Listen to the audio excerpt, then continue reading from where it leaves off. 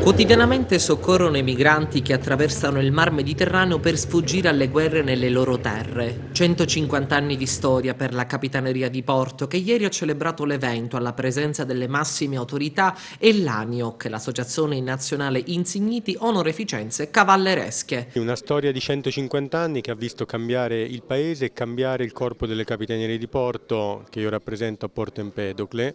Quella di oggi, insieme all'ANIOC, è una delle attività che abbiamo programmato, ce ne sono già state diverse a Porto Empedocle in provincia, insieme alle scuole, insieme alle associazioni, al FAI, al Comune di Porto Empedocle, tante celebrazioni e tante iniziative che convergono verso un unico risultato: essere insieme alla gente, ai cittadini, alle istituzioni per far conoscere quelli che sono gli uomini, le donne che compongono la Guardia Costiera e che tutti insieme, indifferentemente, concorrono per il soccorso in mare, per la tutela ambientale marina e per la salvaguardia delle risorse ittiche.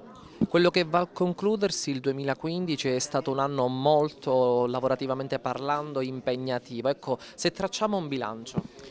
Il bilancio lo vedete voi rappresentanti dei mezzi di informazione tutti i giorni, ogni giorno praticamente quest'estate fino a poche settimane fa, sbarchi di migranti nelle isole Pelagie e nel territorio di Porto Empedocle. Solo a Porto Empedocle come area portuale oltre 22.000 quest'anno, l'anno scorso erano stati 17.000, l'anno prima 8.000, quindi numeri che aumentano in maniera esponenziale. Ecco, anche per questo è importante avere un momento di dialogo, di confronto col territorio come questo. 150 anni di storia, protezione dei mari che circondano la penisola italica, un evento promosso dagli Insigniti dalle onoreficenze cavalleresche della provincia di Agrigento. Non poteva passare inosservato questo anniversario, special modo per quello che continuamente ha dato e il Corpo delle Capitanerie e la Guardia Marina.